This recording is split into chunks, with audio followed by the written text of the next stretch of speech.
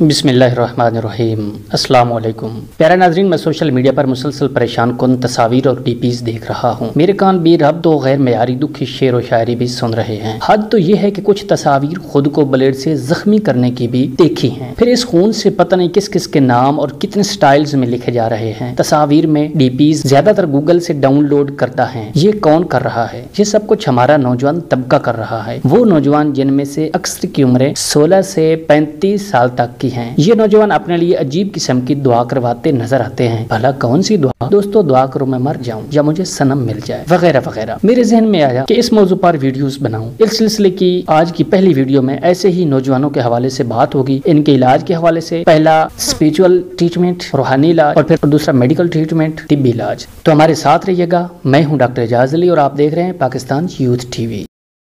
नाज़रीन, सबसे पहली बात तो यह है कि आपके जहन में ये सवाल आएगा कि ये तो मोहब्बत की बातें हैं, मोहब्बत की वजह से ही सब कुछ होता है, कोई वायरस या बैक्टीरिया की पैदा करदा अलामत तो नहीं होती, तो मर्ज कैसी और फिर इलाज कैसा? आपने अपने तौर पर ठीक सोचा। मोहब्बत इंसान की फितरत है, मोहब्बत में ही ये सब होता है, इसकी वजह से ही ये अलामत होती हैं। मगर इस बात में मैं इजाफा करूंगा कि जब इस तरह के लोग मोहब्बत करते हैं, इश्क करते हैं और जल्द ही या कुछ अर्सा बाद जब उनको महबूब नहीं मिलता, सादा अल्फाज में जब वो अपने इश्क में नाकाम हो जाते हैं, तो वो हिजर फिराक में डूब जाते हैं। वो इसी तरह का काम भी करते हैं। कुछ अर्सा बाद इनमें दिमागी सदमा, गम और मोहब्बत में मायूसी से पैदाशुदा असरात शुरू हो जाते हैं। यहीं से इलाज की जरूरत की इब्तदा होती है। गम और मोहब्बत में मायूसी से पैदाशुदा असरात क्या होते हैं? हर वक्त निहायत रंजीदा और गम में डूबा हुआ रहना, हमेशा किसी अंदरूनी गम और रंज का शिकार रहना, लंबी लंबी सर्द आहें भरना और सिसकियां लेना, बाज दफा किसी अजीज या दोस्त के मरने का गम मनाना, किसी गुजरी हुई बात पर बार बार अफसोस करना, हर वक्त मायूसी, नाउमीदी,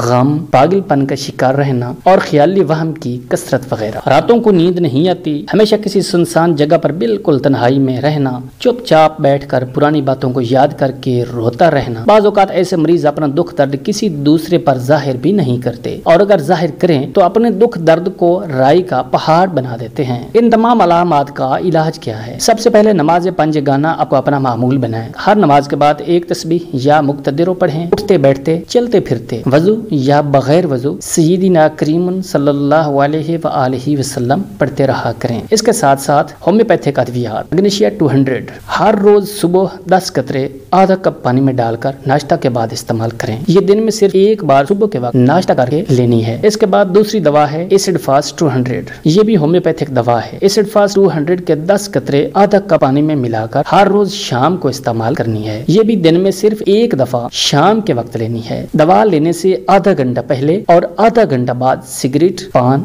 नस्वार वगैरह इस्तेमाल नहीं करनी। दवा इस्तेमाल करने से पहले अच्छी तरह कुल्ली कर लें। एक जरूरी बात याद रखें, कुछ लोगों में जब ये अलामात बहुत पुरानी हो जाएं और वो हर वक्त तन्हाई में रहें या अलामात ज्यादा शदीद हो जाएं, तो किसी के करीब न जाए और दवा लेने से भी इनकार करे, तो ऐसे मरीज को जो दवाइयाँ बताई हैं इनके साथ साथ एसिड फास्ट 1 इसकी सिर्फ एक खुराक दें। ये तरीका और अद्वियात आजमूदा हैं और बहुत कारआमद हैं। दोनों अद्वियात जर्मनी की बेहतर हैं और सील्ड लें, यानी एसिड फास्ट 200 और एग्नीशिया 200 ये जर्मनी की लें। अगर जर्मनी की अद्वियात किसी भी वजह से ना ले सकें तो होम्योपैथिक कंपनी जो पाकिस्तान की है, मसूद कंपनी, आप इसकी दोनों अद्वियात ले लें। किसी अच्छे होम्योपैथिक मेडिकल स्टोर से आपको ये मिल जाएंगी। इस मौजू पर हम मजीद वीडियोस भी बनाते रहेंगे। उम्मीद है कि आपको हमारी इस मौजू पर पहली वीडियो पसंद आई होगी। अगर पसंद आई है तो लाइक करें और पाकिस्तान यूथ टीवी को लाजमी सब्सक्राइब करके घंटी वाले निशान को दबा दें, ताकि इस मौजू पर मजीद वीडियोस जो हम बनाएंगे वो भी आप तक पहुंच सकें। आखिर में दुआओं में याद रखिएगा। इजाजत चाहता हूं अपने मोमन मलिक कैसर इकबाल के साथ, इस दुआ के साथ कि आप सलामत रहें। पाकिस्तान जिंदाबाद।